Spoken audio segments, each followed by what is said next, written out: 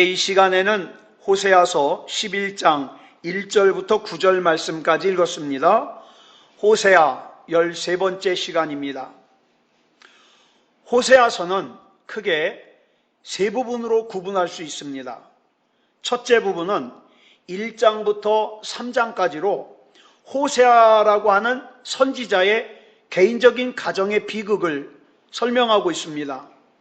그 다음에 두 번째 부분은 4장부터 14장까지로 왜 호세아라고 하는 선지자가 선지자임에도 불구하고 그와 같은 고통을 겪어야 하는가, 그 이유를 설명합니다. 이스라엘 백성이 하나님 앞에서 얼마나 타락을 하고 딴짓을 했는지 그걸 기록하는 거죠. 그 다음 세 번째 부분은 11장부터 14장까지로 하나님께서 이렇게 타락한 이스라엘 백성을 어떻게 회복시키시는가, 이걸 기록하고 있습니다. 이 세상에서는요, 자녀가 속을 너무 많이 썩이면 부모가 자기 자식을 포기하는 경우도 종종 있습니다. 그래서 그런 말 있잖아요. 뭐 호적에서 판다느니, 인연을 끊는다느니. 또 어떤 사람은 그 속썩이는 아들이 군대 간 사이에 이민 가버려요. 못 찾아오게. 그런 집도 있다고 하더라고요. 그런데 우리 하나님은 그렇게 하지 않으십니다. 우리 하나님은 하나님의 백성이 말을 안 듣는다고 포기하지 않으시고 어떻게 해서든지 회복시키고자 하시는데, 그 회복시키시는 내용이 오늘 본문인 11장부터 기록되고 있어요. 그런데 오늘 본문에서는 특별히 우리가 주목해야 될 동사가 4개가 나옵니다. 자, 본문 1절 보겠습니다. 시작. 이스라엘이 어렸을 때에 내가 사랑하여 내 아들을 애굽에서 불러냈거늘. 여기서 첫 번째 동사가 나옵니다. 사랑하다. 두 번째 동사가 나옵니다. 불러내다. 자, 자녀들이 부모 마음을 섭섭하게 하면 부모님들이 흔히 하는 말이 있죠. 뭐라 그럽니까? 내가 너를 어떻게 키웠는데, 어떻게 네가 나한테 이럴 수 있어? 이런 말 합니다. 그래서 하나님께서도 본문 1절에서 애굽에서 종살이 하던 이스라엘을 사랑해서 불러내셨다는 말씀으로 오늘 본문을 시작하고 있어요. 자, 본문 2절 보겠습니다. 시작. 선지자들이 그들을 부를수록 그들은 점점 멀리하고 바알들에게 제사하며 아로새긴 우상 앞에서 분향하였느니라. 자, 애굽에서 종살이하던 이스라엘 백성을 하나님께서 사랑하셔서 불러내셨는데, 그런 이스라엘이 하나님께서 부르면 부를수록 어떻게 해요? 하나님으로부터 더 멀어져 가요. 마음이 멀어져 가요. 또 몸이 멀어져 가요. 생각이 멀어져 가요. 그리고 어디로 갑니까? 바알 우상에게 가가지고 짐승을 잡아서 희생제물을 드리면서 바알 제사장에게 제사를 드려요. 그 다음에 온갖 우상의 신상들에게 향을 피워서 경배합니다. 하나님으로부터 멀어지면서. 누가? 하나님이 사랑하는 이스라엘이. 자, 본문 3절 보겠습니다. 시작. 그러나 내가 에브라임에게 걸음을 가르치고 내 팔로 안았음에도 내가 그들을 고치는 줄을 그들은 알지 못하였도다. 여기 세 번째 동사가 나옵니다. 가르치다. 여러분, 이 말씀을 새번역 성경으로 보니까 이렇게 번역했어요. 시작. 나는 에브라임에게 걸음마를 가르쳐 주었고 내 품에 안아서 길렀다.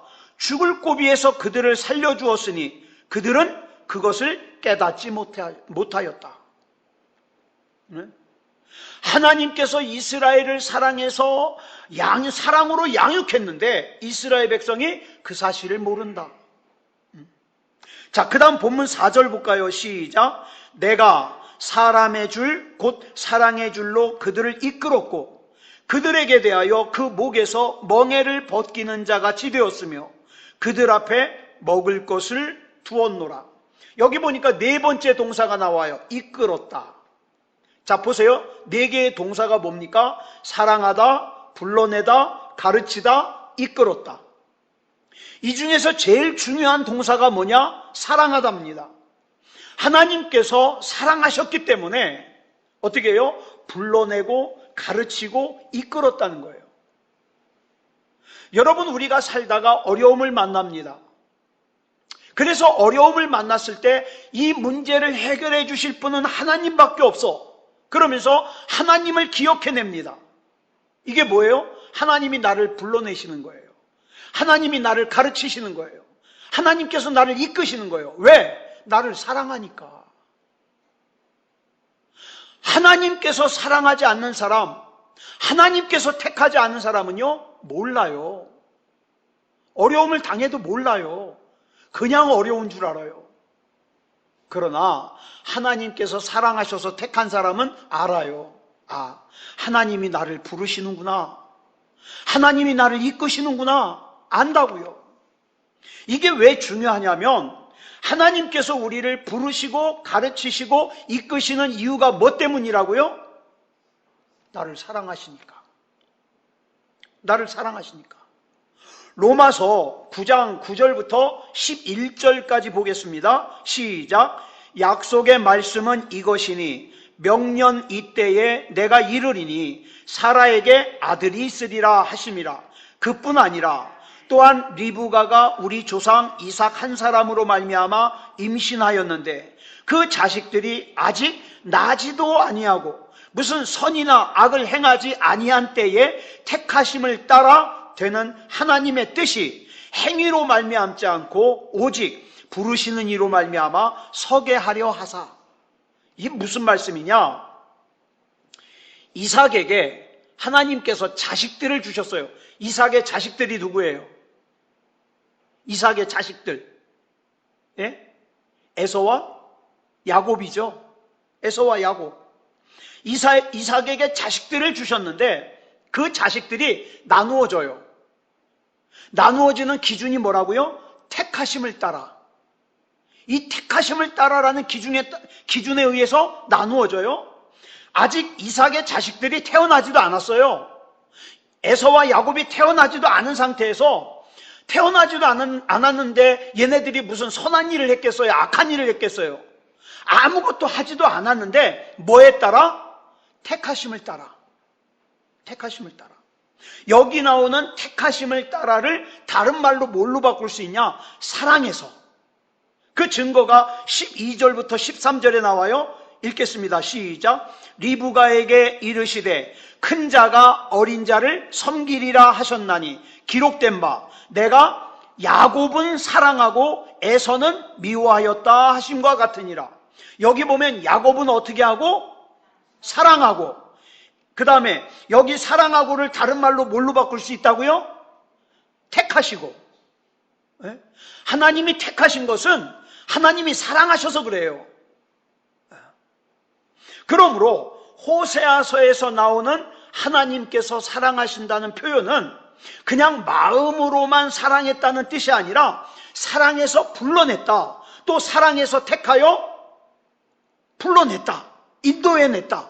그런 뜻이에요. 사람들이요, 다른 사람을 사랑하는 데는 이유가 있어요. 그죠? 저와 여러분이 누군가를 사랑하면 이유가 있어요. 예를 들어서 어떤 아가씨를 사랑하는데 왜 사랑하겠어요? 얼굴이 이쁘니까, 몸매가 좋으니까, 또는 성격이 좋으니까, 집안이 좋으니까, 능력이 있으니까, 또 여러 가지 이유가 있겠죠. 이걸 한마디로 정리하면 왜 사랑하는 거예요? 뭔가 나에게 유익이 있으니까 사랑한다 이 말이에요. 나한테 유익이 없는데 사랑하겠어요? 그런데 우리 하나님은 우리를 언제 사랑하셨어요? 죄인 되었을 때. 죄인 되었을 때. 나라는 존재가 하나님 앞에 아무짝에도 유익을 줄 수 없을 때. 그때 하나님이 나를 사랑하셨다는 거예요. 여러분, 우리 자신 잘 알잖아요. 지난 며칠 동안 저와 여러분 살면서 얼마나 하나님 떠났습니까? 아마 하나님이 전혀 생각나지 않았던 순간이 많았을 거요. 또는 이걸 하면은 하나님이 싫어하신다는 거 알면서도 한 거 있을 거요. 또는 하나님께서 이걸 미워한다는 걸 알면서도 한 게 있을 거라 이 말이에요. 그런데 우리 하나님께서는 조건 없이 사랑하셔서 우리를 택하시고 불러내셔서 오늘 이 자리에서 예배하게 하셨다는 거예요. 여러분, 오늘 우리가 예배 드린다는 건 이건 대단한 일이에요. 아무나 예배 못 드려요? 어떤 사람만 예배 드릴 수 있어요? 하나님 앞에 택하심을 입은 사람은. 그러면 하나님께서 나를 택하셨다는 것을 다른 말로 표현하면 뭐라고요? 사랑하셨다. 하나님이 나를 사랑하셔서, 하나님이 나를 택하셔서 내가 지금 예배 드릴 수 있는 거예요. 자, 그러면 반대로 에서는 미워했다. 에서는 미워했다는 이 내용은 눈을 흘기고 감정적으로만 미워했다는 뜻이 아니라 무슨 뜻을 담고 있을까요? 그럼 에서는 미워했다는 게 에서는 택함을 받지 못했다, 그 뜻이에요. 그리고 반대로 야곱을 사랑했다는 것은 야곱이 택함을 받았다는 뜻이겠죠. 그렇다면 하나님께서 우리를 택하시고 우리가 구원을 받고 그래서 우리가 예배를 드리는 우리는, 다시 한번 정리합니다. 하나님 앞에 사랑을 입은 자요, 하나님 앞에 택함을 입은 자라 이 말이에요. 그렇죠? 하나님께서는 이스라엘을 향한 하나님의 사랑을 말씀하시면서 언제부터 하나님의 사랑을 설명하시느냐? 이스라엘이 애굽에서 종살이를 하고 있던 그 이스라엘을 불러내실 때부터. 자, 이걸 우리는 뭐라 그러냐? 출애굽이라 그래요. 이스라엘이 애굽에서 종살이하고 있을 때 하나님께서 이스라엘을 사랑해서 불러내셨어요. 그런데 이스라엘이 애굽에서 나올 때 그냥 나왔습니까? 처절한 대가를 지불하고 나왔어요. 그 대가가 뭐냐? 어린 양의 죽음이에요. 6월절 밤이 되었을 때 이스라엘이 살던 애굽의 지역은 어디냐? 고센 땅입니다. 고센 땅에서 살고 있던 이스라엘 백성 가운데 하나님께서 명령하시기를 너희는 오늘 밤에 뭐 해라? 어린 양을 잡아가지고 어떻게 해라? 그 피를 문 설주와 임방에다 발라라 명령하셨어요. 그래서 그 하나님의 말씀에 순종한 이스라엘 백성의 집은 어떻게 해요? 죽음의 사자가 넘어가요. 이 넘어간다는 걸 뭐라 그래요? 유월이라 그래요. 유월. 그게 유월절이에요. 그런데 그렇지 않고 온 애굽 땅에 사는 모든 사람들의 장자들과 또 더 중요한 게 있어요. 이스라엘 백성이지만 하나님의 말씀을 무시하고 문의 설주와 임방에다가 양의 피를 바르지 않은 이스라엘 백성의 집에는 뭐예요? 장자가 다 죽었어요. 여기서 장자가 죽었다는 건 무슨 뜻이냐면 대가 끊어졌다는 뜻이에요. 그러니까 첫 것이 죽었다는 건 뭡니까? 다 죽었다는 뜻이에요. 여러분, 우리가 첫 열매라는 걸 왜 드립니까? 나의 전부를 하나님 앞에 드린다는 뜻이에요. 첫 것은 굉장히 중요해요. 그러니까 이 유월절 어린 양의 사건은 장차 우리의 죄를 대속해서 죽으실 예수 그리스도를 예표하시는 사건이에요. 여러분, 오늘 어쨌든 저와 여러분이 이렇게 하나님 앞에 나와서 예배를 드리기 위해서는 무슨 사건이 있어야 되느냐? 어린 양이신 예수 그리스도께서 십자가에서 죽으시는 대가를 지불하셔야 됐어요. 그래서 우리가 그 대가로 어떻게 해요? 영적인 출애굽을 한 거예요. 죄로부터 벗어난 거예요. 그리고 그 죄로부터 벗어난 우리를 하나님께서 어디에서 가르쳐요? 광야에서 가르쳐요. 여러분, 하나님은요, 많은 순간에 우리를 광야에서 가르치십니다. 광야에서 가르친다는 건 뭐냐? 좀 어려운 일을 겪게 하실 때가 있다 이 말이에요. 착각하면 안 돼요. 여러분, 꼭 편하고 걱정 없는 것만이 좋은 게 아니에요. 편하고 걱정이 없으면 하나님 떠나기가 쉬워요. 여러분 잘 아시는 선한목자교회 유기성 목사님이라고 계십니다. 이분이 지금 현재 그 예배당 지면서 고생을 많이 하신 것 같아요. 2006년도 10월 달이랍니다. 그 선한목자교회 성전 때문에 부도가 날 뻔했대요. 그 교회가. 그래서 그 기간에 유기성 목사님이 미국에서 집회를 인도하고 돌아오는데, 이제 다시 돌아가면은 빚더미 때문에 고통받을 생각하니까 너무 두려워가지고 세상에 비행기 안에서 심장 쇼크가 왔대요. 죽을 것 같대요. 그래서 너무 다급해가지고 유기성 목사님이 이렇게 기도를 했답니다. 하나님, 나는 지금 죽었습니다. 나는 지금 심장마비로 죽었습니다. 이제 선한목자교회 담임 목사는 하나님이십니다. 하나님께서 교회의 모든 빚을 해결해 주시고 정상화시켜 주시옵소서. 나는 지금 죽었습니다. 나는 지금 죽었습니다. 이렇게 기도했다는 거예요. 그리고 나서는 나는 죽었다고 몇 번을 고백하고 나니까 막 이렇게 쬐어들던 심장이 편해지더라는 거예요. 그리고는 믿음이 생기는데 주님께서 그 빚을 다 해결해 주실 것 같더래요. 마음이 편안해지는 거예요. 그래가지고 그 다음 기도를 한 거예요. 유기성 목사님이. 하나님, 그러면 저는 뭘 하면 될까요? 그리고 기도를 했더니 하나님께서 어떤 마음을 주시냐? 너는 평생 사랑만 하면서 살아라. 사랑만 하면서. 네. 이렇게 우리 주님께서는 광야에서 우리에게 가르쳐 주실 때가 있어요. 네. 순간순간 필요할 때마다 반짝하면서 하나님 찾는 게 아니라, 하나님, 내 인생 자체가 하나님이 아니면 안 됩니다. 하나님이 나 책임져 주세요. 나 죽이든 살리든 책임져 주세요. 하나님 앞에 맡기는 삶. 그때 하나님께서 정말 하나님 앞에 나를 전부 맡겼다는 생각이 들면 그때부터는 하나님이 책임지는 거예요. 근데 양다리 걸쳐요. 아직도 세상의 방법과 반, 또 그 다음에 하나님께 반, 그러면 그 가랑지는 찢어져 버려요. 하나님 앞에 맡기려면 전부 맡겨야 돼요. 전부. 자, 하나님께서 시내산으로 모세를 불러오신 다음에, 자, 하나님께서 앞으로 이스라엘 백성을 이끌고 가나안 땅에 들어가서 살 때에 지켜야 될 원칙과 그 다음에 규칙과 원리와 율법을 주셨어요. 그래서 이스라엘 백성은 하나님의 법 안에 머물고 하나님의 관계 속에 있을 때에만 행복하도록 창조되었어요. 여러분, 저와 여러분도 마찬가지예요.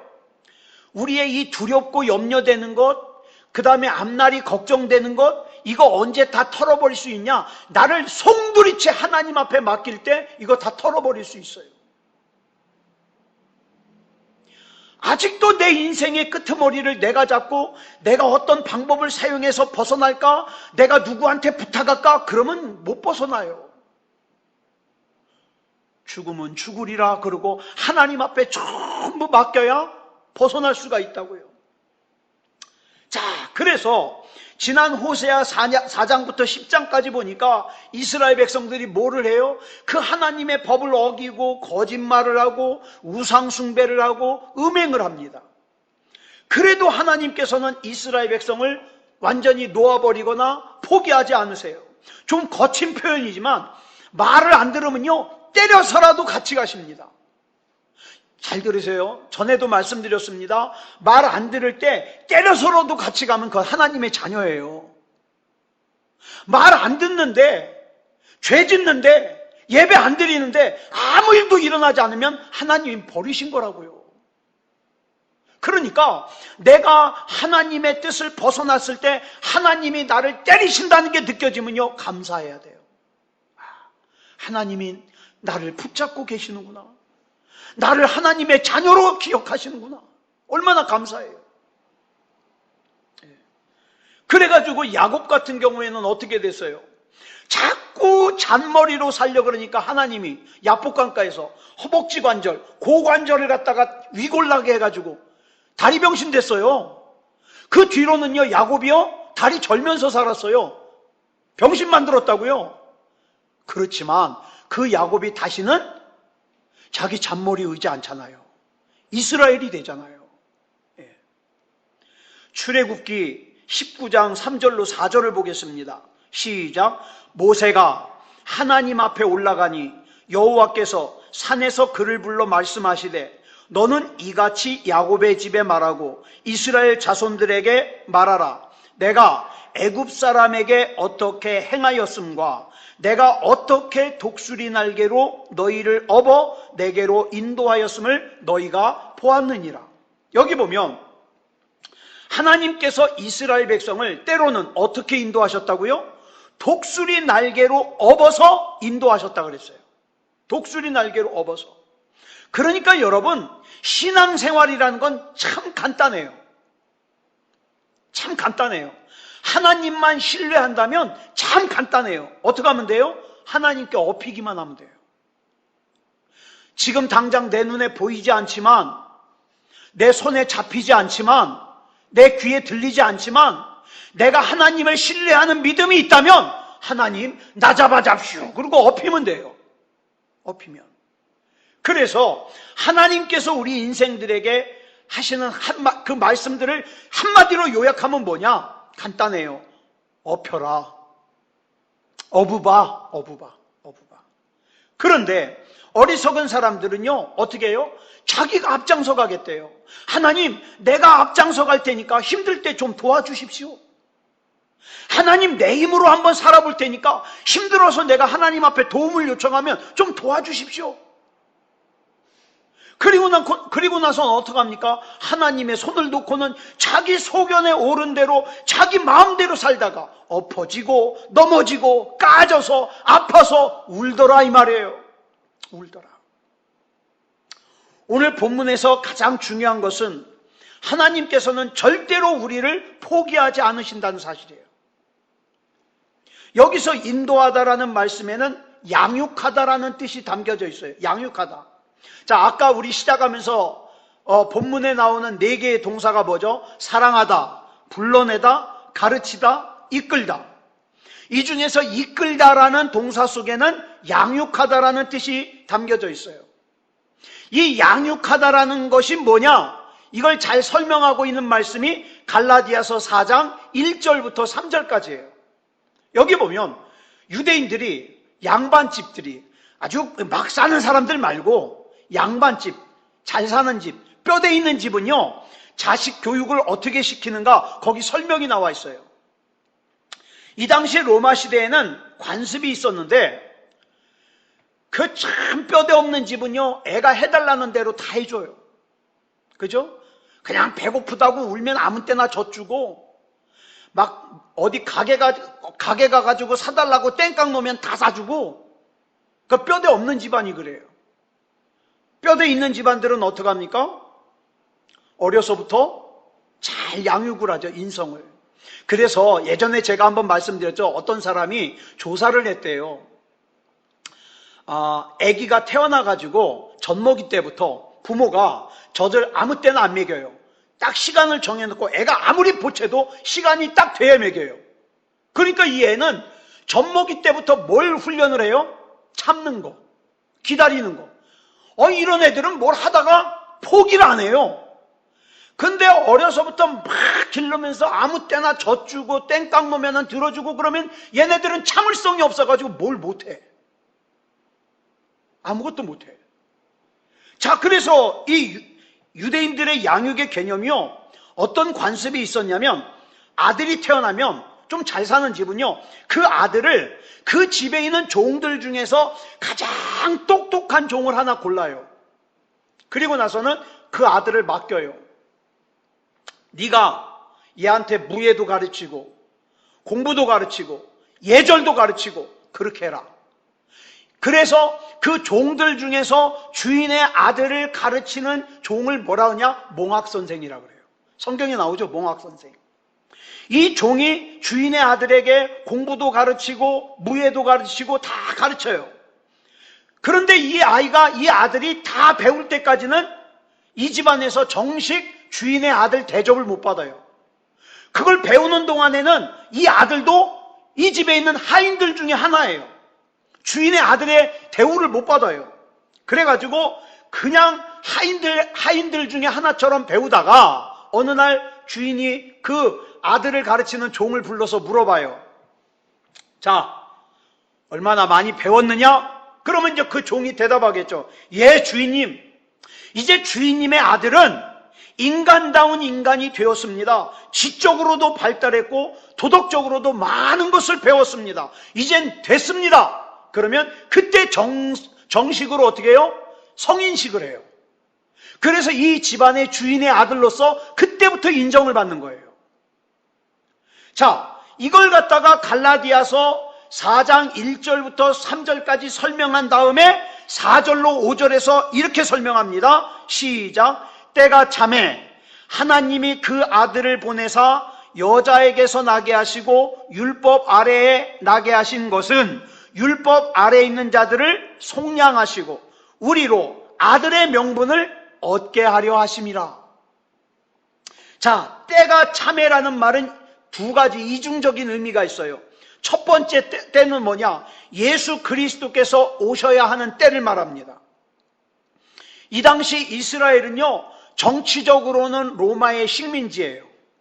경제적으로는 아주 살기가 힘들어요. 종교적으로는 종교 지도자들의 억압 속에서 신음하고 있어요. 그러니까 다 힘들어요. 다 힘들어. 그럴 때 정치, 경제, 종교, 문화적으로 타락해서 말할 수 없는 어려움을 겪고 있을 때예요. 그때 때가 참에 하나님께서 우리를 구속하시기 위해서 예수 그리스도를 보내주셨다는 거예요. 그 다음에 이 때가 참에 두 번째 의미가 뭐냐? 아까 로마의 양자법 설명을 했죠? 이 아들이 종의 손에서 교육을 받다가 이제 마침내 다 배운 거예요.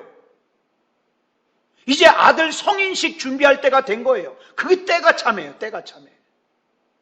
자, 본문 5절 보겠습니다. 시작. 그들은 애굽 땅으로 되돌아가지 못하겠거늘 내게 돌아오기를 싫어하니 아수르 사람이 그 임금이 될 것이라. 이 말을 쉬운 성경으로 읽으면 다음과 같아요. 시작. 이스라엘 백성은 이집트에서처럼 다시 포로가 될 것이다. 아시리아 왕이 그들의 왕이 될 텐데 이는 그들이 하나님께 돌아오지 않았기 때문이다. 애굽에서 종살이를 하던 이스라엘 백성을 하나님께서 사랑하셔서 불러내셨는데 그런 이스라엘이 하나님으로부터 자꾸 멀어지려고 그러니까 하나님이 부르면 부를수록 자꾸 멀어지니까 어떻게 해요? 아까 뭐라 그랬어요? 하나님으로부터는 자꾸 멀어지면서 바알신에게 가가지고 희생제물을 바치고 그 다음에 다른 우상 신전에 가가지고 막 향을 피워가면서 예배를 드리니까 하나님께서 배신감을 느끼는 거예요. 그래서 이 이스라엘 백성을 다시 애굽으로는 되돌려 보낼 수 없고 그래서 어디에 맡긴다고요? 아수르에게. 아수르라는 비상수단을 사용하신다는 거예요. 자, 앞에 본문 4절 말씀을 다시 한번 보겠습니다. 시작. 내가 사람의 줄, 곧 사랑의 줄로 그들을 이끌었고 그들에게 대하여 그 목에서 멍에를 벗기는 자 같이 되었으며 그들 앞에 먹을 것을 두었노라. 여기 보면 사람의 줄, 곧 사랑의 줄이 나와요. 무슨 뜻이냐면 사람의 줄이 사랑의 줄이라 이 말이에요. 이 사람의 줄이 뭐냐? 요즘엔 그런 거 못 봅니다. 저 어렸을 때는 종종 봤어요. 시장에 가면 길바닥에다가 물건 놓고 파는 아줌마들이 있는데 시장에 가면 이 아줌마들이 그 당시에 아기를 데리고 나와서 파는 분들이 종종 있었어요. 그런데 아기를 업고 있을 때는 그래도 괜찮아요. 애가 막 걸어 다닐 때 뭐 한 4살, 5살 그쯤 되는 애를 가지고 데리고 나온 사람은 장사하다가 잠깐 정신 팔면 어떻게 해요? 애가 없어져 버려요. 그래가지고 어떻게 합니까? 애를 갖다가 묶어놔요. 어떤 사람은 애를 묶어가지고 끈을 갖다가 어디 기둥에다가 전봇대에다 묶어놓은 사람도 봤고 리어카에다 묶어놓은 사람도 봤고 자기 다리에다가 묶어놓은 사람도 봤고 이 애기와 자기를 묶고 있는 이 줄을 뭐라 그래요? 사람의 줄이라 그래요. 사람의 줄. 근데 이것이 우리나라에만 있는 것이 아니라 유대인들에게도 그게 있어요. 근데 이스라엘의 엄마들은 뭘로 묶냐? 주로 고무줄로 묶어요. 고무줄. 그러니까 고무줄은 늘어나잖아요. 어느 정도 당겨갈 수가 있어요. 그런데 이 줄로부터 벗어나려고 밖으로 달리는 힘에 비례해서 어떻게 해요? 안으로 당겨지는 힘이 세지겠죠. 이게 사람의 줄이에요. 사람의 줄. 자, 본문 6절로 7절 보겠습니다. 시작. 칼이 그들의 성읍들을 치며 빗장을 깨뜨려 없이 하리니 이는 그들의 계책으로 말미암음이니라. 내 백성이 끝끝내 내게서 물러가나니 비록 그들을 불러 위에 계신 이에게로 돌아오라 할지라도 일어나는 자가 하나도 없도다. 여기 보면 인간이 얼마나 고집이 센지 참 대단합니다. 하나님께서 아수르라고 하는 비상수단을 사용해서 이스라엘로 하여금 하나님께로 돌아오게 하려고 했더니 이스라엘이 아수르의 공격을 받으면서 그 아수르로부터 공격을 받으면서 얼마나 힘들겠어요. 근데도 하나님을 안 찾아요. 그저 자기의 계책으로 싸우면서 끝내 하나님께로 돌아오는 자가 없더라. 이게 얼마나 답답해요. 우리 가운데 정신적인 고통, 그 다음에 마음적인 고통, 물질적인 고통, 여러 가지 고통이 있는데 그 고통이 하나님께서 하나님께로 돌아오라고 그 준 건데 그걸 모르고 어떻게 해요? 하나님, 죽어도 하나님 안 찾아요. 죽어도 회개하지 않아요. 죽어도 예배를 회복하지 않아요. 그래서 어떻게 해요? 북이스라엘은 마침내 아수르에게 멸망을 당하고 말아요. 제가 문제 하나를 내겠습니다. 고집과 고집이 부딪히면 어떤 고집이 이길까요? 고집과 고집이 싸우면 어떤 고집이 이길까요? 에? 조금 더 센 고집이 이깁니다. 그죠? 조금 더 센 고집이 이겨요. 우리 사람이 아무리 고집을 부려봐야 사람의 고집은 70년, 80년짜리예요. 하나님의 고집은 영원하신 고집이에요. 그래서 저는요, 뭘 깨달았냐? 어떤 사람이 지혜로운 사람이냐? 빨리 하나님 앞에 항복하는 사람이 지혜로운 사람이에요. 하나님의 고집 이길 수가 없어요. 그런데 이게 중요해요. 그 하나님께서 고집을 내려놓으실 때가 있어요. 하나님이 포기하실 때가 있어요. 본문 8절 보겠습니다. 시작. 에브라임이여 내가 어찌 너를 놓겠느냐? 이스라엘이여 내가 어찌 너를 버리겠느냐? 내가 어찌 너를 아드마같이 놓겠느냐? 그러면 아드마는 놨다는 거예요? 안 놨다는 거예요? 놨다는 거예요. 어찌 너를 스보임같이 두겠느냐? 스보임은 뒀다는 거예요? 안 뒀다는 거예요? 뒀다는 거예요. 계속 읽습니다. 내 마음이 내 속에서 돌이켜 나의 긍휼이 온전히 불붙듯 하도다. 여기 보면 놓는다는 표현이 나와요. 그러면서 하나님께서 내려놓은 모델이 둘 나와요. 하나는 아드마라는 곳이고 하나는 스보임이라는 곳이에요.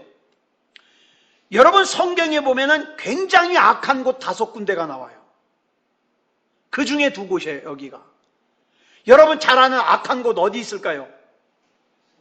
소돔, 또 고모라, 그 다음에 롯이 잠깐 피했던 소알성, 여기도 악한 곳이에요. 그 다음에 아드마, 그 다음에 스보임, 이 5군데가 아주 악한 곳이에요. 하나님께서 가장 악하게 여기는 땅 5곳이에요.